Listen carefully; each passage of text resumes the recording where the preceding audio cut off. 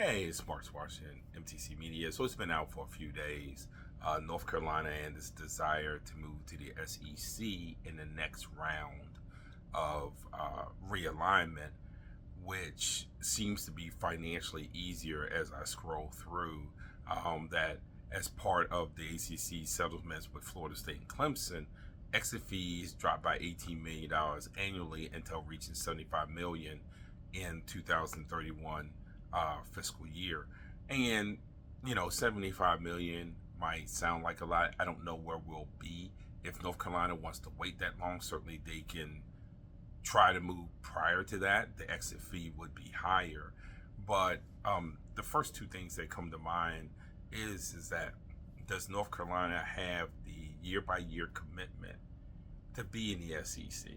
And that's not only a football commitment, that's a basketball commitment. When the SEC decided that they were going to be committed to basketball, especially men's basketball, you see how college basketball's landscape changed. As soon as they decided, you know what, this is important to us. And my goodness, the SEC is just jumping, including having the current national championship on that national champion on that side of the house. And can North Carolina do that in football and basketball annually? So yes, it's great to say. I would like to do it because the SEC is the pretty girl in the room, and yeah, we want to be over there. But that comes with some things also. Now for the SEC, my thing is, you can talk about splitting the pot, but if they do grab North Carolina and Clemson, now the next question is, what does the next round of their media rights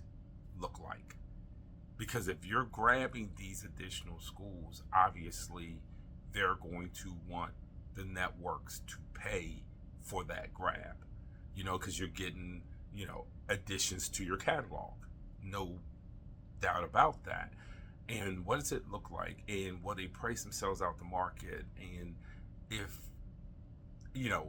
all these networks are willing to pay for it, or streaming services, and what the case may be, does that impact other conferences and what they're willing to pay for other conferences? That is left to be seen. And probably the more important question for some ACC fans, what does that do to the conference? Is the ACC heading towards a Pac-12 ending, where you have to have all this crazy realignment and pickups in order just to survive?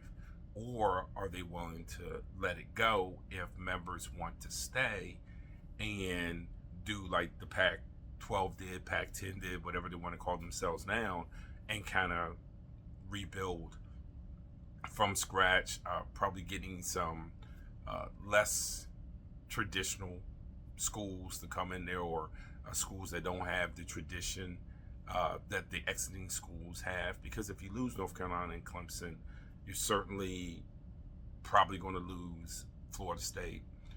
What does North Carolina State and Duke do? I don't know. And Wake Forest. I don't know what those schools would decide to do. And in my case, because where I'm located, even though I'm in Northern Virginia, then the question is, what happens to UVA and what happens to Virginia Tech? So, so those are some of the questions that probably aren't being asked or not being paid attention to right now, that if North Carolina does go down this pathway, is certain that's going to be certainly important. Now, personally for me, I would like to see the ACC survive in some sort of iteration. I just don't know if financially it can. And if it doesn't, then, where does schools like UVA and Virginia Tech end up? Do they try to go to the ACC? Do they become kind of like partners with Maryland and try to head to the Big Ten? And, just that's a huge question. But right now we're not quite there yet, but it's something to think about. It's Mark Swasher, MTC.